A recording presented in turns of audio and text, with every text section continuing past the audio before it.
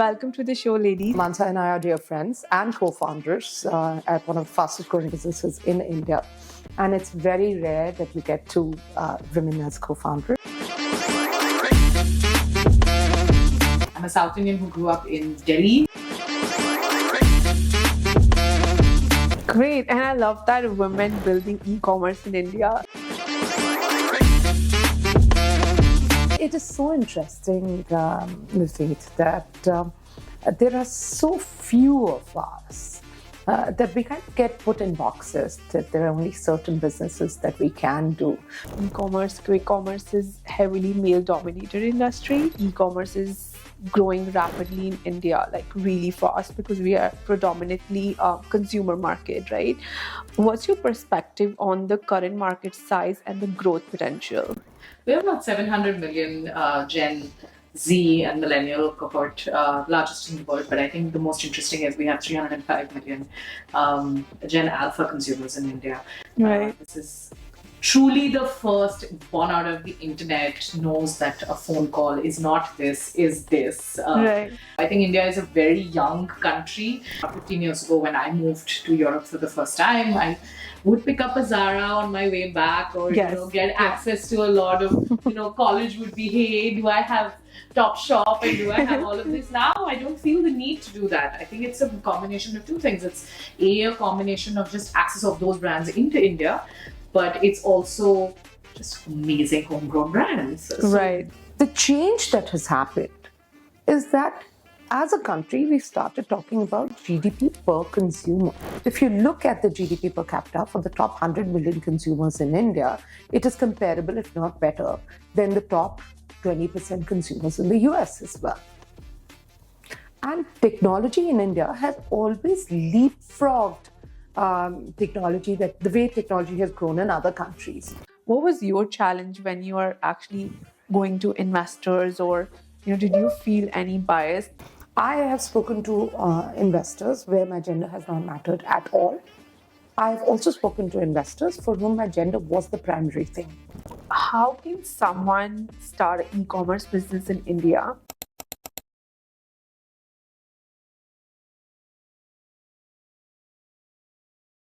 Hello everyone, welcome back to Femtech India podcast, where we discuss Femtech and women's health. I'm your host Navneet Kaur. I want to thank you all for all the love and support you showed us last year and made us #1 women's health podcast in India, and I couldn't be more grateful. My first guest of the year, Manasa and Radhika, co-founders of Kindlife. Kindlife is an e-commerce platform for new age beauty and wellness ecosystem, supporting brands and communities. Kindlife caters to conscious Gen Z consumers and addresses the 250 billion digital brand market in India. Hello Radhika, hi Mansa. Welcome to the show, ladies. How are you today? Cold, but happy that the sun is finally out. No, so excited to be here. I know we've been planning on doing this for a bit, and I'm so glad that we finally got around to doing this. Yeah, me too. And it's so nice to meet you in person. Radhika, tell me about yourself and a background, and then Mansa can take over. So, I'm also very excited before I get into my background, to be doing this with Mansa. Right. Mansa and I are dear friends and co-founders at one of the fastest growing businesses in India.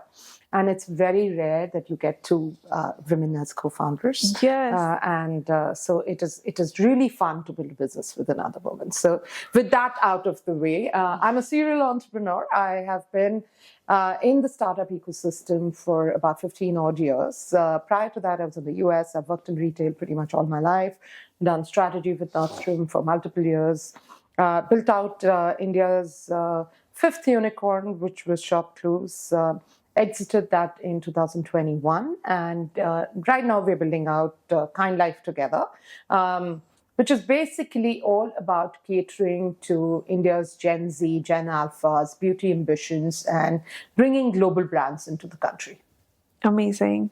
And what about you, Mansa? Yes, thank you. First of all, super happy to be here. Thank you. And as always, doing it with Radhika. It's fun to be in a room full of women anyway. Right. And a little bit about me. I'm I'm a South Indian who grew up in Delhi, so I feel like culturally a lot of pan-India, pan-world things had changed. I studied here. I went to Hindu. I studied economics. Very early on, knew economics was not what I wanted to pursue. I was in Barcelona doing my master's at SRA in marketing, and I knew I wanted to come back and build in India. I came back a little over a decade ago and started my career very early on in media, and then moved to Shopcluse. That's where we met, and our meet cute happened. We've known each other for many years. At Shopcluse, I spent a couple of years building for the merchants to come onto the platform, and then moved to a family office where I worked closely with Mr. Harsh Mariwala in the wellness space, and then got in touch with Radhika right after COVID, understood that there was just something that we wanted to do together, and came back and joined her. And very, very excited to be building Kindlife since the past couple of years. Great. And I love that women building e-commerce in India. Yeah. Isn't that great? You know, it is so interesting, Nafeet, that there are so few of us that we kind of get put in boxes, that there are only certain businesses that we can do. But I can tell you that the best in any industry that I meet are often women who have put themselves in a position where they have pushed their boundaries and gotten out of their comfort zone. So I've been doing this for a while. And I feel that even today, when I go in and talk to investors and everybody else in the ecosystem, I take a deep breath and walk in. Right. And when I walk out, I always feel that, why did I doubt myself? Totally. So it is, and I hope that your generation, Mansa's generation, doesn't repeat that. Have a lot more confidence in yourself. So. No, absolutely. And I think we do need that, women like you who can inspire, especially younger girls. And I also feel like e-commerce, quick commerce is heavily male-dominated industry, right? And it's great to see women like you are leading in India, which is one of the biggest market size. So coming back to the market size, I would go back to e-commerce is growing rapidly in India, like really fast, because we are predominantly a consumer market, right? What's your perspective on the current market size and the growth potential? I think even before we get into that, and Mansa leads all of consumer for us. Maybe how we'll talk a little bit about how large the market is in terms of the number of people that we are targeting. Right. We're building out a business for Gen Z, Gen Alpha, and 700 million? We have about 700 million Gen Z and millennial cohort, largest in the world. But I think the most interesting is we have 305 million Gen Alpha consumers in India. Right. This is truly the first, born out of the internet, knows that a phone call is not this, is this generation. And I think that just the way that they're with digital world, with social media, just the way that they consume everything, and it doesn't have to be just products, content, people, who they hold as heroes, what is the best way to get to them is just completely different. So I think India is a very young country, and I think it's the first time also that India has access to a lot of the same access to global brands and what is happening in the world. TikTok is not in India, but we know what's breaking the talk in the US, what's the latest happening in, why is the number one brand coming out of Korea, the beauty brand, why does it work for a 15-year-old? We have access to a lot of that. I think about 15 years ago when I moved to Europe for the first time, I would pick up a Zara on my way back, or get access to a lot of, college would be, hey, do I have Topshop and do I have all of this? Now I don't feel the need to do that. I think it's a combination of two things. It's a combination of just access of those brands into India, but it's also just amazing homegrown brands. So both wise, I just feel like I'm spoiled for choice now. And what is it? I mean, I love traveling and all of that, but from a consumer's lens, the game has just fully changed. No, absolutely agree. And I think just before COVID only, like I used to hack my list as well. Like these are the 10 skincare or makeup products I want when I'm traveling. But now I don't even have two products on my list because we pretty much get everything in India, right? Like all the brands here, everything is here. So as we know that quick commerce is getting so popular in India and a lot of private equity funding is also coming in the sector, right? How do you feel the competition? Is it tough for you? And how do you keep your business model strong in these changing markets? I think yes, it's an interesting change in consumer behavior. As you can see, with women, there's no mansplaining. Go on, Manasa. Tables are always better in the seats, there's more space. But no, I think yeah, it is a completely different change in consumer behavior. If if I'm in Goa and I know that I'm getting to the beach and I don't have a sunscreen, I can just get it in 10 minutes. Yes. And that's just a completely different way of how I'm consuming. Right. And I have access. So it is truly disrupting. But I think one of the most interesting thing is also that the consumers are discovering in multiple places and shopping across now. Was there an allegiance to one platform earlier? Yes, but now I don't think it plays out in the same way. What is it that gives me best value? It could be monetary. It could be any other added advantage that you give me.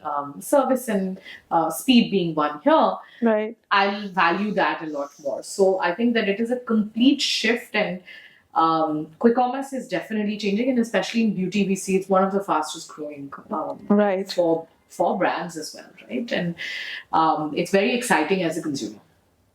So, I'll add to what Manasa said. I have a child who studies in the US. He is studying in LA. And every time he gets back, one of the things that he does is he has a subscription to DoorDash. However, he still misses the ease of life and technology in India. Right. Would we have this conversation 15 years ago? No. No, yeah. Our lives are very, very, very different right now. Whether I'm ordering food from Zomato, whether I'm ordering groceries from Instamart, whether I am ordering Sequence, which was our latest quick commerce purchases, a board game, on Blinkit. Or I'm ordering my monthly groceries, everything from Big Basket. Or I'm ordering meat from Licious. Or I'm ordering beauty from Kindlife. Things have changed completely. I can tell you about 10 years ago when we would talk to investors, most of our pitch would revolve around the 1.4 billion people that are there in the country. 1.4 billion people for whom we are building in India. And we would talk about overall GDP kya hai, and the top 10 million consumers in India are the real consumers. The change that has happened is that as a country, we've started talking about GDP per consumer, which is a very different thing. Mm-hmm. And if you compare that number, which is I think now $3,800, to the US, which is 60,000, it is, cents to the dollar. But that's not the way you should look at that number. Because if you look at the GDP per capita for the top 100 million consumers in India, it is comparable, if not better, than the top 20% consumers in the US as well. And technology in India has always leapfrogged technology, that the way technology has grown in other countries. Right. The US was all about, PCs entering every house, and data, you would have your Wi-Fi in every house, etc. In India, we said we don't need any of that. Our little device, the mobile phone, has leapfrogged everything. Right. I don't need to have a computer to be on the web. Exactly. I don't need to have a laptop to be on the web. Mm-hmm. I can run business on my phone. Yeah. And while that transition has happened everywhere, in our country, we've just leapfrogged certain things completely. So at Kindlife, we are building a business out for Gen Z, Gen Alpha. We already spoke about that. And these consumers are native to the mobile technology. They are more likely to be watching Netflix on their phone than they are on the large screen. And they're more likely to be asking ChatGPT questions than Googling what is a certain thing. And that's the kind of change that we've made with our business plan as well. So we tell you that if you are looking forward, and the way we exist in the consumer's mind also is that if you are looking for a free pudding pot, which is a multi-use color cosmetic, cheeks, Right. lips, etc., and you've seen that on Instagram, if you want to be able to find it in India, we are the right platform for you to be able to find it. But we also tell you that you can use AI to figure out that out of the 30 shades, which is the right shade for you. Because you are not the consumer who will Google and say that I want to see swatches. You're not the consumer who will walk into a Mac store and say, "Mujhe Ruby Woo dikhao, show me Ruby Woo, show me." I want to be careful with your audience as well. Yeah. That, show me Ruby Woo or show me, etc., etc., etc. This is a consumer who says, "Hey, ChatGPT knows what color will look good on me. ChatGPT knows what my color analysis is." Right. And we enable them to use AI to be able to figure out what is the right product for you. So you also have a AI tool, which We have a very strong AI tool, and we use AI on multiple levels. We use AI for the consumer to be able to figure out what is the right product for them. We use AI for creators to be able to figure out what is their audience looking for and what are the right kind of brands, what are the right kind of product, right kind of categories that they should be putting in front of them. We use AI to provide the best possible customer experience, whether that is pre-purchase or post-purchase to our consumer. We use AI to be able to work with our brands to tell them what is selling and what the consumers are looking for and what is the next product development you want to be able to do. Right. We are not building for the Google generation. We are building for the AI generation. And that is the biggest difference between Kindlife and everybody else. Right. So how many products do you currently have on Kindlife, and which category is your bestseller? We have 800 brands on the platform. 25% plus are global brands. I think we're the biggest and known for Korean beauty and Japanese beauty. So if you ask the consumer what is Kindlife, they'll say, "Oh, that's the platform where I get key beauty, where I get." So we are Right. very big in. So the way that we've categorized it is on the body, in the body, around the body. So we have beauty, person care, we have health, and we have wellness. For us, beauty, and within beauty, K-beauty is the biggest. Skincare is where the consumer thinks of us, and also comes in then as the pudding pot that I'm wearing right now. Yeah, it's pretty good. Thank you. Yeah. It's always in my bag, always on the go. I'm wearing K-beauty, K-beauty, K-beauty, pretty much head to toe. But they think of us and they think of Korean beauty. Consumers also come to us because we have very strong adjacencies across categories. So, if you are thinking of collagen, because you are looking at anti-aging as something that you want to address. Right. It's a mix of multiple things. If you think of PCOS, you want to think, you also want to look at what are you eating, what are you drinking.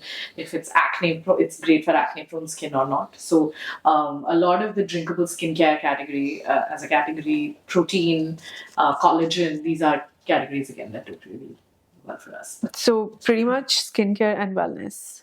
Yes, but Yeah. that's really how beauty is being Right. addressed. I think post-COVID, that was one of the bigger changes that happened. That beauty is not just about what you put on your skin, right? It is also what you put inside your body, yes. and what you put around. I have a humidifier on in my room all the time during this weather, right?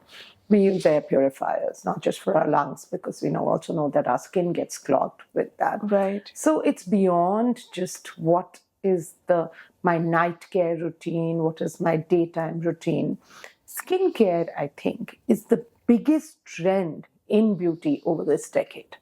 Right. And what do you think about makeup? Makeup also, Yes, right? color cosmetics. Again, color cosmetics is something, I'll defer to Manasa on that since she has a better pulse on what is working. But I do think that even in color cosmetics, one of the bigger trends that we'll end up seeing is that multi-use products. That is a big one. And And there is no single beauty, what would be the right word, like a beauty trend per se that we see in color cosmetics. It's not about the fact that everybody's putting on a blue liner or everybody's doing the cat eye. You have a very bare face, beautiful makeup going on. Manasa is playing it up with colors. She's using color on her eyes, etc. I am smudging my kajal and I have a brighter lip happening. So I think a lot of that putting the consumer in buckets that, hey, she is the dark eyeliner person, she's the kajal person, she's the red lip person, is gone. I think the biggest trend in color cosmetics is what you feel like doing and what you want to do. I think that comes from the central theme, especially for Gen Z and Gen Alpha, that self-care and beauty is linked to self-care. Beauty and wellness is linked to self-care, and self-care is self-expression. And that ties down into what works for me and what works for you is different. But what is the singular theme that comes is that when I come back and I'm watching a K-drama, I want to use, do an elaborate routine of, a 3-step while I'm watching, or like 5-step or 10-step routine. But what really changes is that that's different for everyone. The continuous theme that goes around is, it makes me happy. It's a me time that I can get to spend. And then I think that also translates into their digital identities that they have, which is, for me, I binge watch those videos where, you have those really elaborate hand care routines. Yes, you and I did that. And it's always like there's a little screen and you'll have a K-drama playing and then there'll be like machines and all that. And that works for somebody, but it doesn't work for me. So for me, it's like, okay, I'll use it lip and cheek tint. So I think that self-expression translates into the way that they are also buying the products, because it's just a larger pie. Yeah, I do think that one of the things that we should really learn from this generation also, and I do see that, filtering up to Gen X and millennials and I would say even the boomers, is, self-care being prominent and foremost, and self-expression being a reflection of that. I think very well said, Manasa. I think that is what is happening in beauty, and that is overlooked because you cannot sell that ruby woo to everyone. Absolutely. I do not. That's not my vibe, and I don't think any of the other generations have said that's not my vibe as loudly as this generation is. Yeah, I think back in old days, my mom's time, I would see everyone's wearing red lipstick, maroon, right? Yeah, maroon. That was it. Yeah, that was the thing. And I never wore red lipstick. I don't know. I just have that I can't carry, and I'm just like stick to my nudes, and I just keep on repeating same shades over and over, right? So it's like totally like personal choice, and consumer have become so conscious. They know what they want, right? And I think that also is the biggest trend because they're aware of it. Right. So how can someone list their products on your website, and what's your criteria? You can write to us. That would be the first way. You can write to me at mg@kindlife.in anytime. Tell us a little bit about your brand. But I think that's like the fast pass, guys. That's the fast pass for the Femtech India listener. Typically, you have to fill out a form on the side, but because Mansa's here, she's given out the fast pass. But we do go through multiple checks to ensure. I think one of the biggest things, and when we started, and one of the reasons why we started was also because there were so many amazing brands. There were consumers who were ready, but nobody was really making it easy. And one of the biggest things that we saw is the lack of trust. We are 100% brand sourced. You will not have any seller selling the brand. And especially, I think that's something that we hold sacred to just our curation process.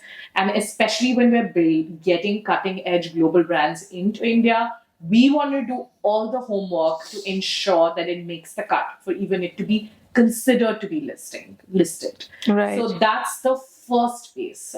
We also have multiple checks where we ensure that the curation is really what we say is what you buy. And that starts off with, we look at the ingredients very closely. We look at whether the brand is, on a spectrum of kindness to the world and to you. And so it has to do like a 4 to 5 step check, both from a brand, product, ingredient lens, and then moving to whether it really is listed or not. So, do you have onboarding fee for anything? Like, because we have many companies in our ecosystem, especially in menstrual health space, and they're always looking for to list out their products on e-commerce. We do not have listing charges, but what I can say is that for women-owned brands, we provide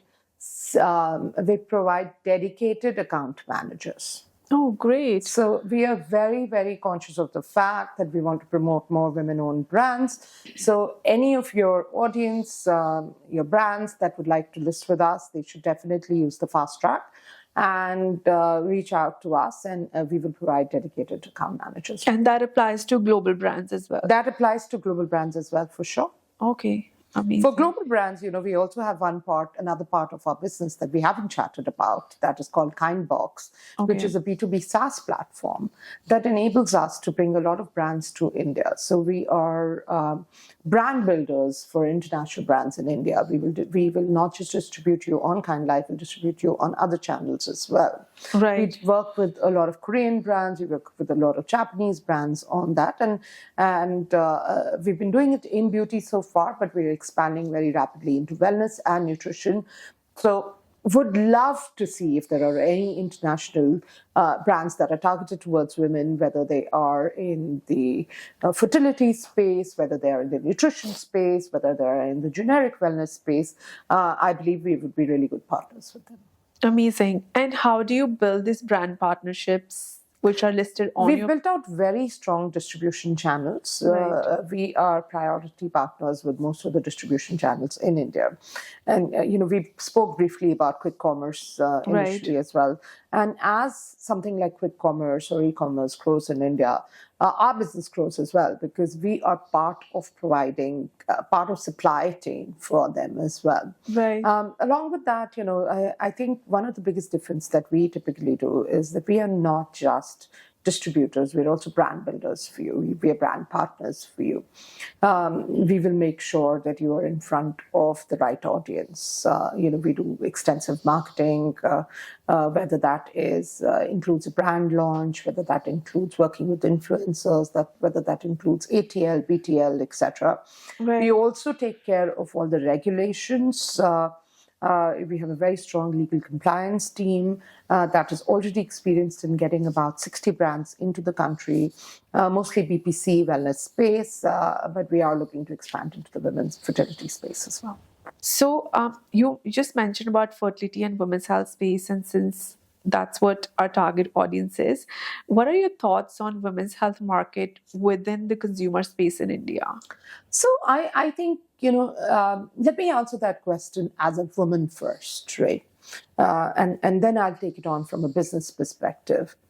We are 50% of the country's population. We are 50% of the world's population. Yeah. All of medicinal trials, life sciences trials, everything is done on men. Everything is built out on men. And I've gone through an entire cycle, and I'm perimenopausal, and everything I know about perimenopause is from Reels, it's from TikTok. Totally. What is this? 50% of the world's population is going to go through that. Yeah. And our source of information is not our doctor, and it is social media. Yeah. I mean, if this is not shameful, what is? I also think what's changing and why this is the right time to do a lot of things in women's fertility, in women's health, women's wellness, is that women per se are taking agency of their own health. I don't want to have children in my 30s. I will freeze my eggs. Yeah, a lot of women are doing. I am perimenopausal. I have been having hot flashes. I will go to the doctor and talk to them. I still don't know which doctor to go to. I'll go to my gynecologist who'll be like, oh no, I've been working only at a different stage and I don't know anybody around that. I do think that the supply doesn't match the demand as yet, but the demand has also just about come up, right? We are taking agency.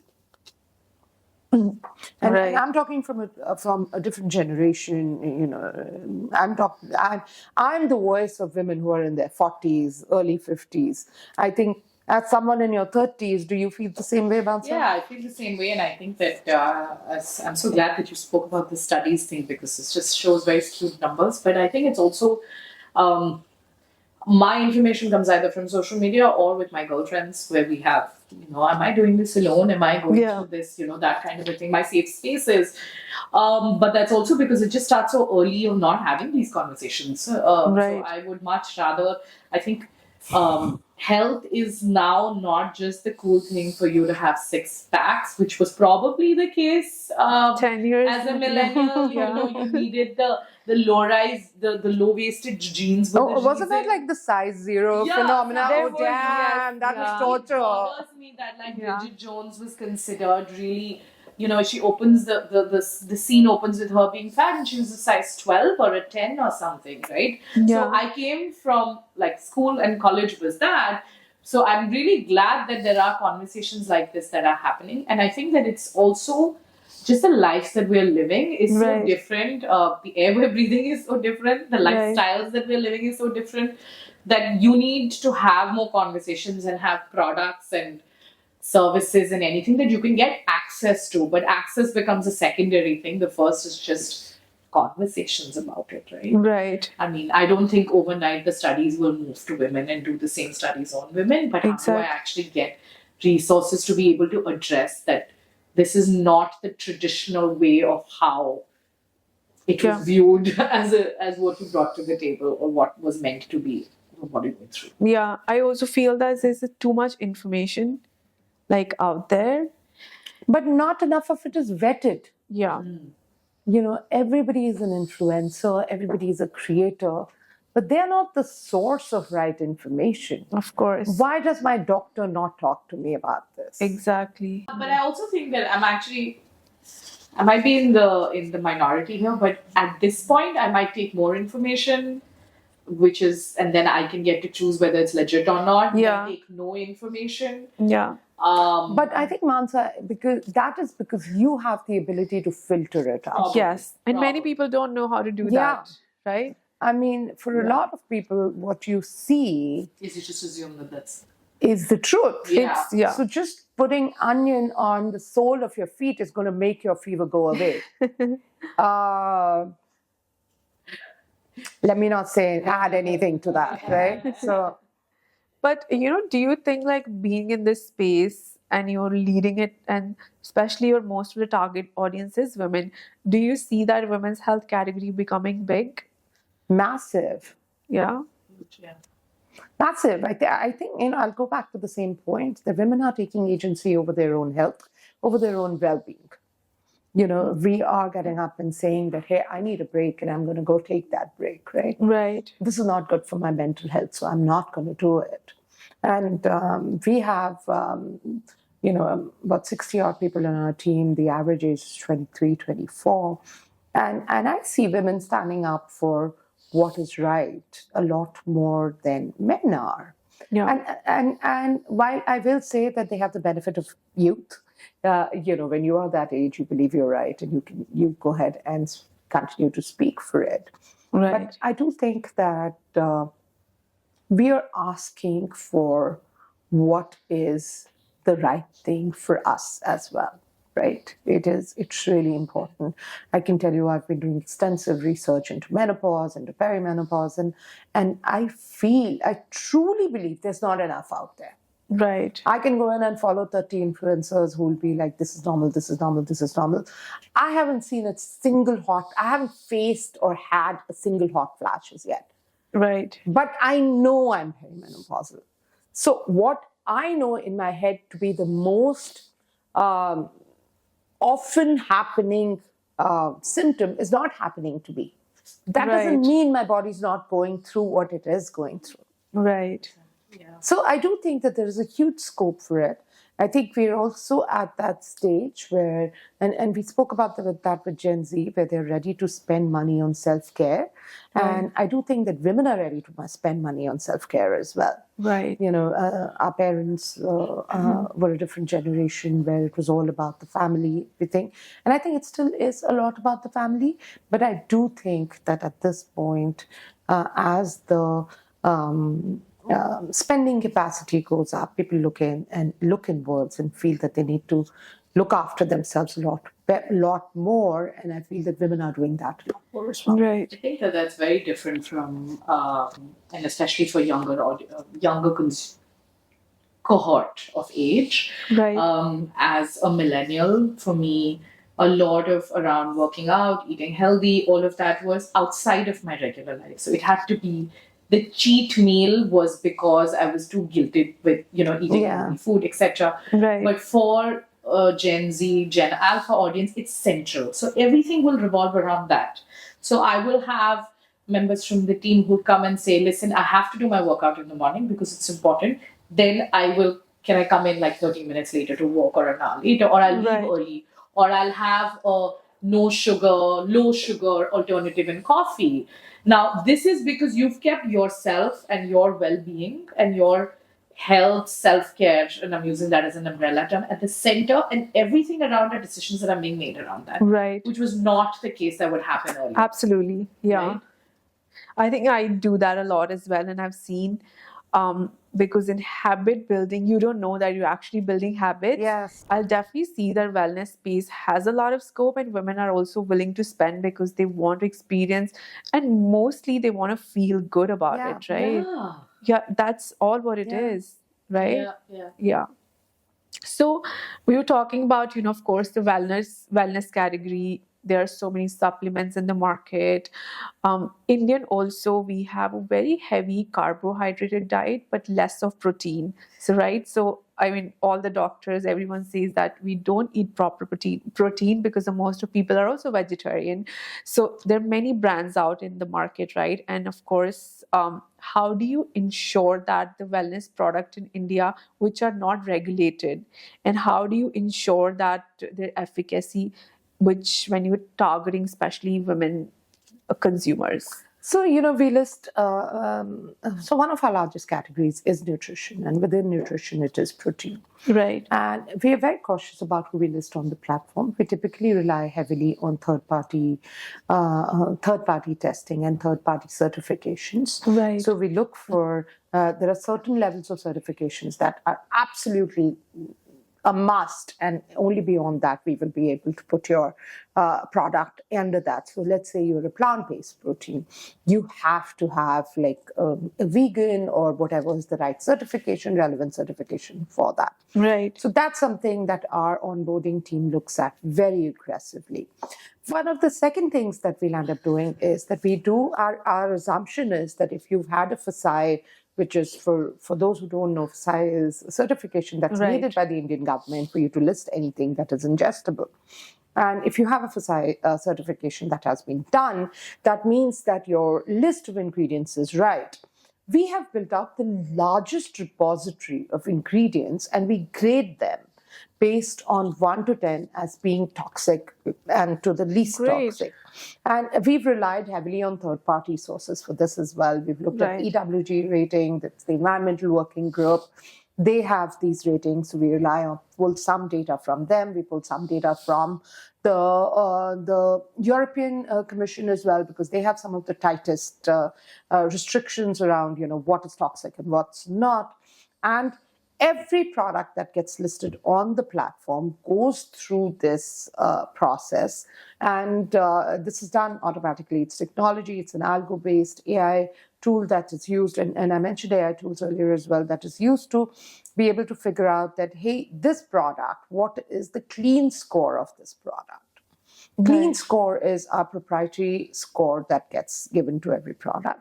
And I would advise that if you're on Kindlife, please buy products that are at least 7 or above on clean score. because Right. that's where we've already done the homework. Right. We are also planning on working with third-party labs to be able to test some of our top-selling products to make sure that they tie back to what they say is in it. Right. But I can tell you that some of the products like Wellbeing Nutrition, they have a phenomenal protein product. I use that pretty aggressively, Vital Proteins.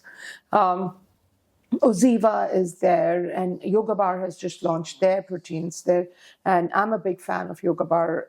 I know that they build their products well. We work Right. with the founders very closely, etc. So look at the scores for consumers shopping on Kindlife.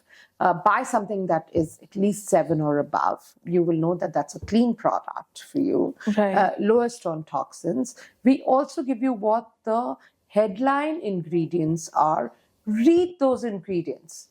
Do your research. Know whether whey protein works for you, plant-based protein works for you, isolate works for you. What works for you? How are you consuming that protein? And I'm so glad you brought up the protein factor, because I think our favorite conversation is protein. It is always like, what did you do? How did you get protein in? How did you get protein in? I eat non-veg, and so it's easier on me. I know Manasa is vegetarian and gluten intolerant, so I am always curious on what is the hack that she's figured out. Right. Because I don't Do you want want to to eat share? meat every day. Yeah, what are the hacks, Manasa? Okay. I've actually I'm upping my protein. I'm so glad that this is a topic, because it's literally like 4 times a day we talk about this. I'm a vegetarian. I have very, very, very severe gluten intolerance. So I'm a chronic label reader. I do not get anything without reading the labels. I add my protein powder to pretty much everything. I take supplements to ensure that I'm taken care of outside of food. Right. Even with food, you were talking about carbohydrates. I think I just have moved to a meal that is skewed more towards protein. Right. It's not, I'm a rice eater, predominantly a rice eater, but I've switched things up to ensure that I keep the energy, because I can't survive with no carbs.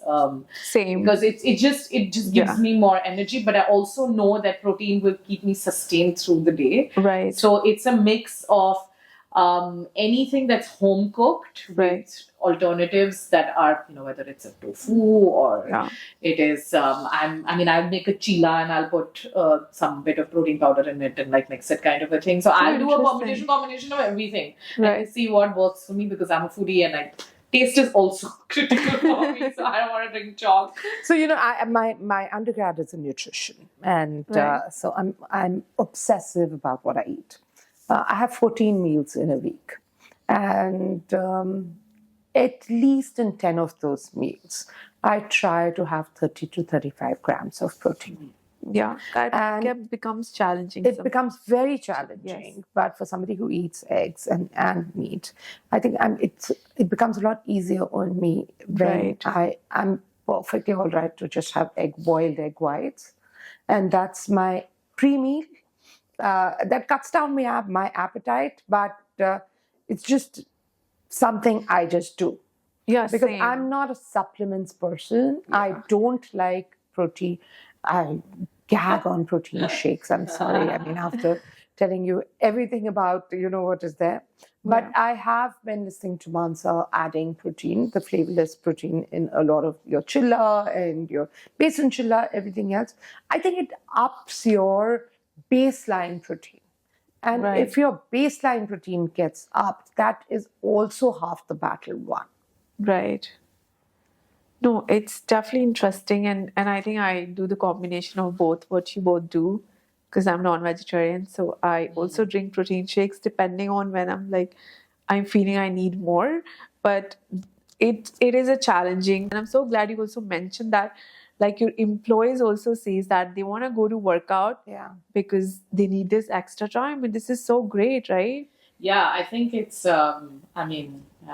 I know that my coach is watching this. And I'm gonna show up, so I'm gonna be there. But I think it's also, I do the physical workout for my head, not for my body. Same. It's like 1 hour where I don't have to check my phone and I'm like lifting weights and I don't have to worry. But I think you're right. It's pretty much important. It's a part of your life. So. It is, absolutely. Yeah.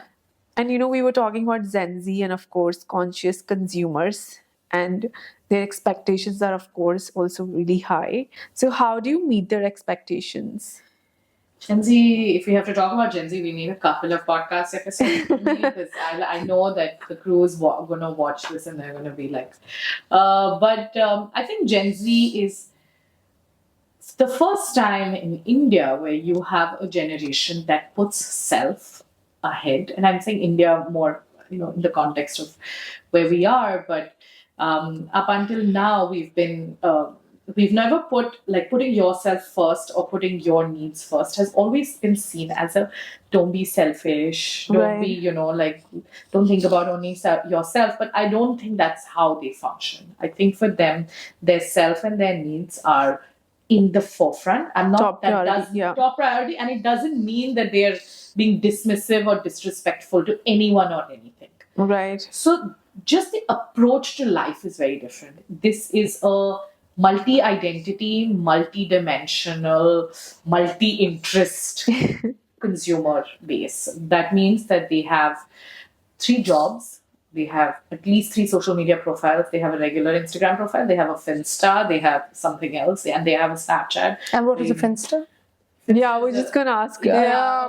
So Finsta is, your regular Instagram would be where everybody, all of us follow, we know what's happening. So that'll be one profile. Okay. You will have a Finsta, which is fake/fan/ it's an Instagram which is only where you have an unhinged identity on it. Oh, I didn't know that. So you have a profile that has where you're not going to follow it, you'll just put whatever comes to your mind, kind of. It's just unhinged fun content, right? Right. You also have an interest outside of work, which is your third profile.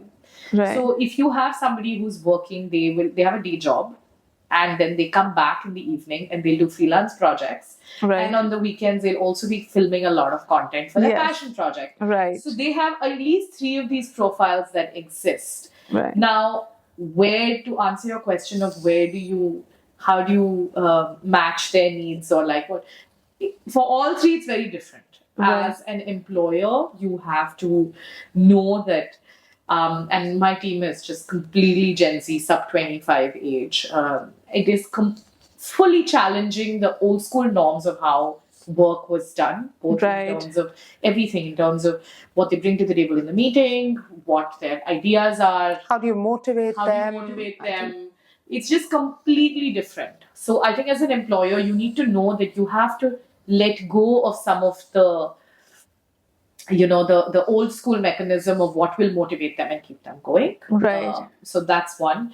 As a brand, the biggest thing that you need to do is to have 100% authenticity. Right. If you have to be what they can get access to. Like it's what you see is what you get. Right. So for us, if you open our Instagram, for example, you'll see a lot of the content that's just shot that is, authentic. So people know that, okay, this is just someone like me who's there, right? Right. And they're keeping it real.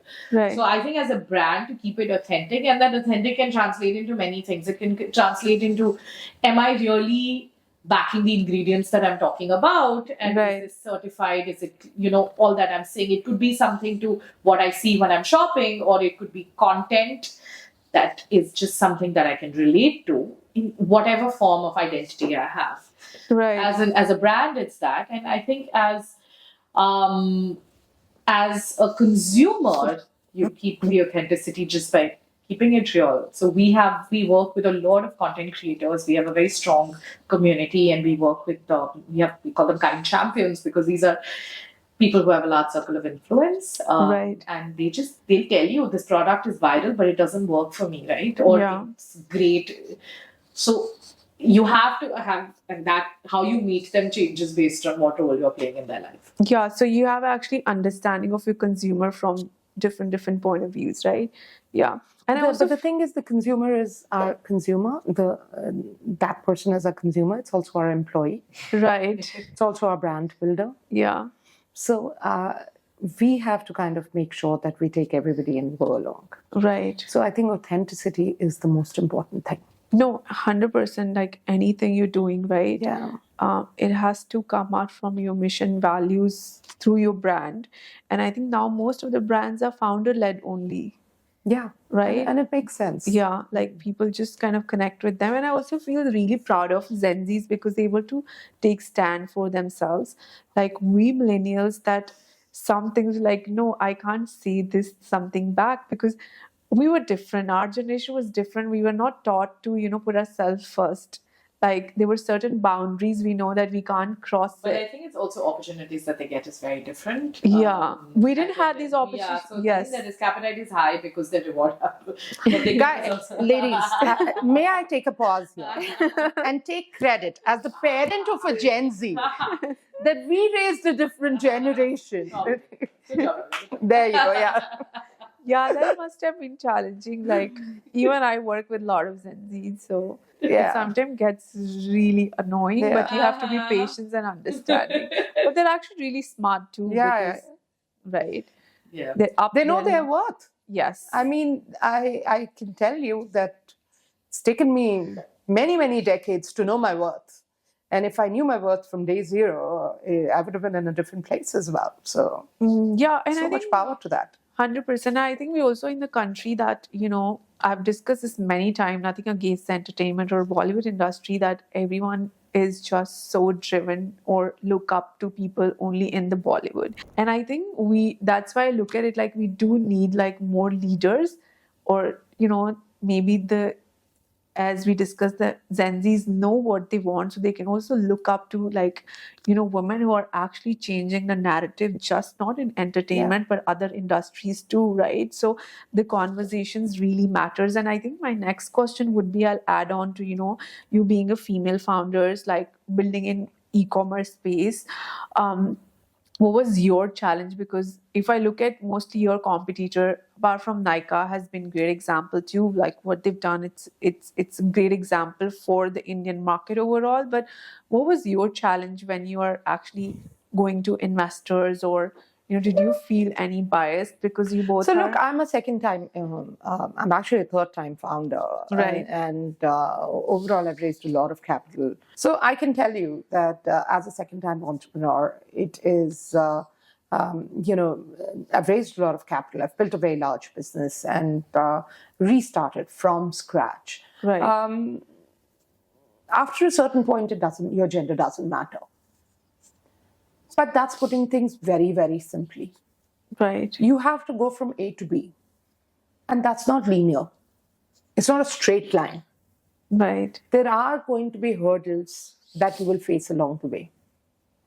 As a woman, I can tell you, you might face 50, 70%, 100% more hurdles because of your gender, or you might face zero hurdles because of your gender. But that does not qualify you to minimize what are the other issues, that other women entrepreneurs face. I have spoken to investors where my gender has not mattered at all. I have also spoken to investors for whom my gender was the primary thing. The stage of my life, because of my gender, was the primary thing. And I think building a company is already very hard. Building a company as a woman is hard as well. And my recommendation is that if you're going for it, you might as well just go whole hog. Just because something is hard doesn't mean it should not be done.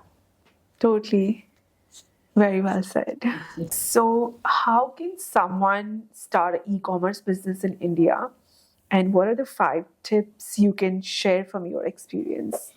Both of you. Lots of tips, Manasa. Yeah, I think before starting, you need to know why you're starting and what you're bringing to the table. I think that just answers half the questions. Why do you exist? Who are you building for?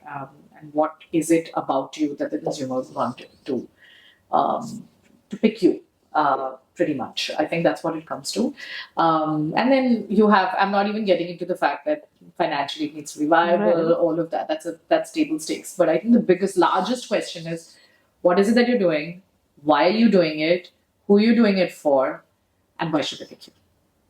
I think I agree with Mansa. You have to know your how, why, what very, very clearly. Right. And once you have the answers to that, I think you will know why, you will know what to do and how to do it. I think that's important. In terms of the tips that you are that you'd asked about, Nav, so I think one of the most important things is that have confidence in yourself. If you have a vision, if you've thought about doing a business, you're already ahead of 99% of the people. Right. So congratulations. Well done on that. Second thing is always think about the team. You know, who are the people you will meet who will get you to the level that you want to get to. I think that is very, very important as well. And why that's important brings me to the third point, which is execution, execution, execution. Totally. Ideas are a dime a dozen. Execution is absolutely critical. And fourth is that if you think that, and I said this before, but I'll say it one more time, if you think you're just going to go, let's take your example today. And for our audience, today's been an eventful day because we landed up at the wrong place for shooting. Let's say you decided you want to launch the podcast and you end up at the first place and it's a really poor recording studio, etc. Your guests are there and you know, you think, oh, ye to nahi hone wala, let's just give up on this. Right. No. Figure out a way to do it again. That's what entrepreneurship is all about. That's what entrepreneurship is all about. Yeah. So today was really all about entrepreneurship. And the fifth point, and the most important point, you will fall down. Don't stay down. Stand up and do it again. And do it again. And do it again. And do it again. And when you are questioning why you're doing it again, do it again. Yeah. I think that's the most important thing.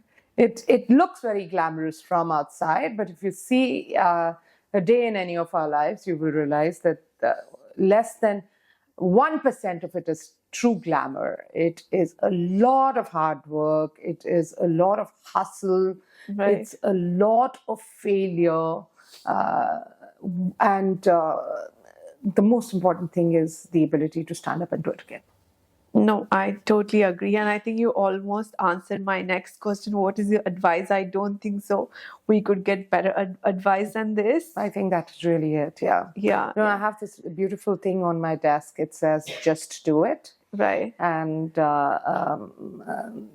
this is a shout out to Reshmi who made it for me. She was with me at Shop Close. And I would always say this as an advice to people. And I continue to say it now again. That just do it is my advice. That don't overthink it. Just do it. Right. Be more action oriented. But now that I'm wiser and older, I just say that if you fail, do it again. No, totally. I think Radhika's pretty much covered everything, but just keep at it and just do it. I think that's the best way. Yes. Like the Korean word, fighting. Yeah. No, thank you so much. It was so nice to meet you and have you on our podcast. And thank you so much for sharing your journey and time with us. Thank you. Thank you. Thanks for having us here. And I'm so glad we got to do this. Thank you.